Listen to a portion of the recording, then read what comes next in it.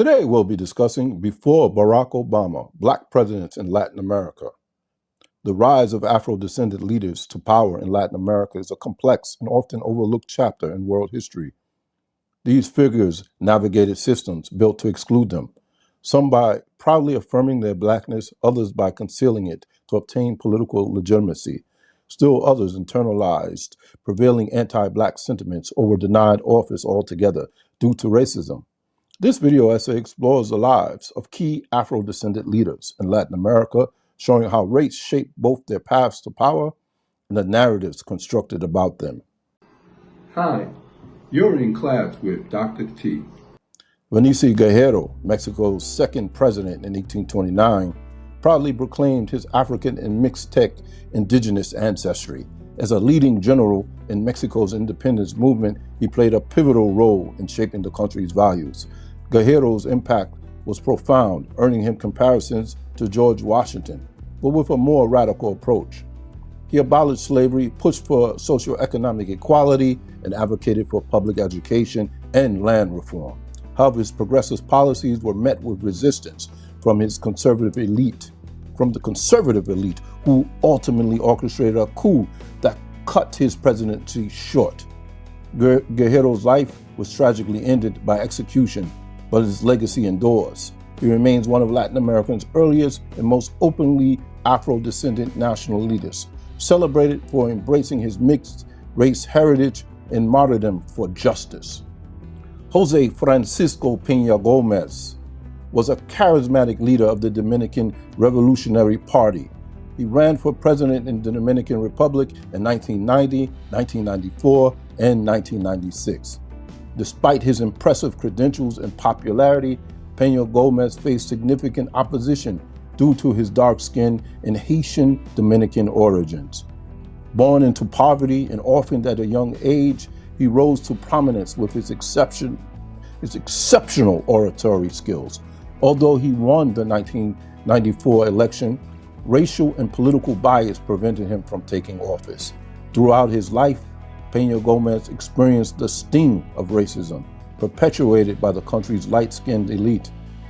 His party, the PRD, surprisingly withheld support for his nomination in the beginning, citing concerns that his Haitian descent and his dark skin would be a liability in the presidency.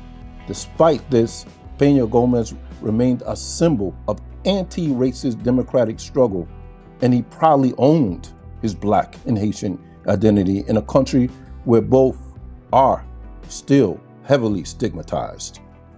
Gregorio Luprión, a hero of the Dominican Restoration War, who came before Jose Peña Gómez, was a provisional president from 1879 to 1880.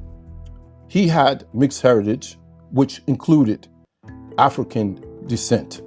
Luprión fought against Spanish recolonization and championed modernization. Notably, he welcomed Black Americans from the United States to settle in the Dominican Republic, showcasing a Pan-African sympathy. In contrast to figures like Frederick Douglass, who also supported African Americans to the Dominican Republic, Luprión had a vision of independence that was not dedicated to Douglass's vision, which was ultimately a form of colonialism. Luprión also had a vision to resist the anti-Haitian and anti-Black ideologies that were so prevalent, particularly in his times. Therefore, Luprión had a vision that was pro-Afro descent, and a vision that embraced modernity and modernization. This, in many ways, presented something very unique for his time and his attempt in nation building. Nilio Picanha was Brazil's president from 1909 to 1910, was a mixed-race individual with African ancestry who rose to power from humble beginnings. Despite being the country's first Afro-descendant president, Picanha never publicly acknowledged his racial background. Instead, he conformed to Brazil's prevailing whitening ideals, which emphasized European heritage. His marriage to Anita, who was of European ancestry, was marked by social controversy due to his status as a poor mixed-race man. Although Peçanha policies indirectly benefited Afro-Brazilians, particularly through his focus on technical education, he avoided discussing racial issues publicly. This approach reflected the pressures of Brazil's elites' political stances, where racial identity was often downplayed or hidden. Peçanha's legacy is complex, with his greatest accomplishment being the expansion of technical schools, which disproportionately benefited Afro-Brazilians, despite his reluctance to address racial issues directly. Ulysses Heru was also another Afro-descendant leader of the Dominican Republic, though unlike Francisco Peña Gómez or Gargerio Lupion, Ulysses Heru was an autocratic governor and leader of Dominican Republic. He led from 1882 to 1884 and again from 1887 to 1899. He was of Haitian Dominican descent. He ruled with a tight grip, leveraging his strength and intellect to maintain control.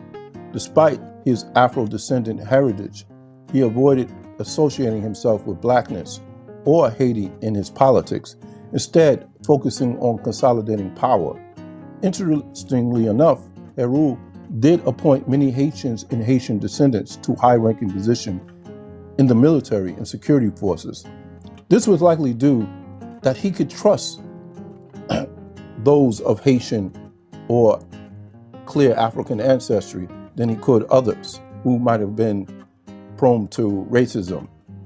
Nevertheless, he led with an authoritarian grip and never directly addressed systematic racism or racism in general. In fact, discussed race very little. Therefore, his legacy is marked by contradictions. He benefited from a position of power while distancing himself from his racial identity. Fulgencio Batista, who was born in 1901, was a Cuban leader who rose from poverty to become a prominent figure in Cuban politics. With a mixed heritage that included Spanish, African, Chinese, and possibly Taino ancestry, Batista served as a president from 1940 to 1944 and later as a dictator from 1952 to 1959. Despite his Afro-Cuban roots, he rarely addressed racial issues publicly and instead allied himself with Cuba's elite in the U.S. His rule was marked by suppression of labor movements and racial activism, with little effort to address the concerns of Cuba's poor or Black population. As a result, Batista's legacy is one of disconnect between his personal heritage and his policies, showing minimal solidarity with the Afro-Cuban community. Juan José Neto Gil was a liberal politician and writer, briefly served as interim president of Colombia in 1861. As an Afro-descent Colombian leader, he achieved significant milestones, but his legacy was systematically erased, literally, from Colombia's national history.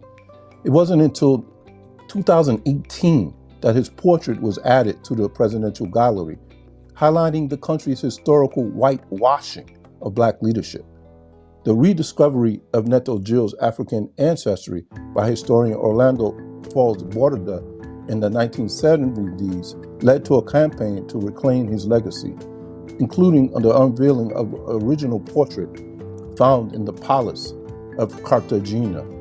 This effort shed new light on Neto Gil's contributions and the importance of acknowledging Latin America's diverse heritage.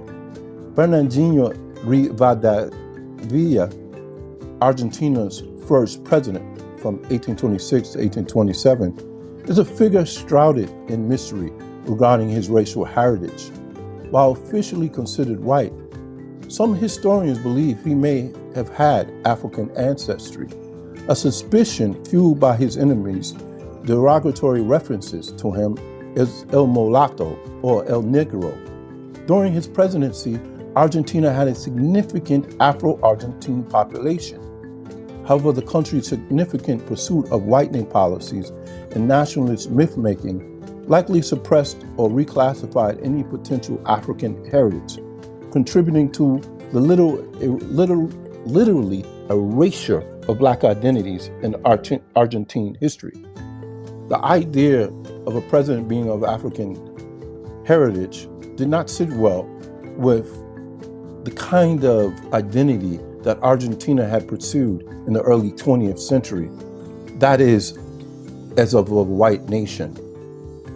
In conclusion, the political trajectories of Afro-descendant leaders in Latin America revealed the intricate interplay between race, power, and historical memory. Figures like Vinici Guerrero of Mexico and Jose Francisco Peña Gomez of the Dominican Republic embraced their Black identities, actively challenging the racial hierarchies of their time. In contrast, leaders such as Nilo Pequena of Brazil and Fulgencio Batista of Cuba navigated their political careers by downplaying or concealing their African heritage, aligning with prevailing societal norms that favored whiteness.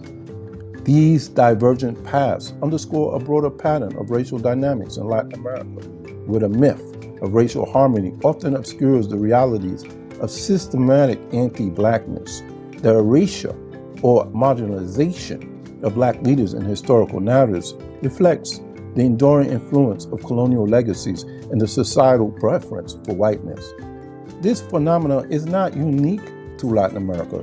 Globally, Black leaders have contended with similar challenges, balancing personal identity with public perception in societies structured by racial hierarchies. However, the stories of these leaders also highlight the agency and resilience of Afro-descendant individuals who navigated oppressive systems to attain positions of influence. Their experiences prompt a re-evaluation of national histories and encourage the inclusion of diverse narratives that acknowledge the contributions and struggles of Black communities. By reclaiming and honoring these complex histories, we move toward a more comprehensive and truthful understanding of the Americas, recognizing the multifaceted identities that have shaped its political and cultural landscapes. Thank you. Please like, please share, please subscribe, and smash that bell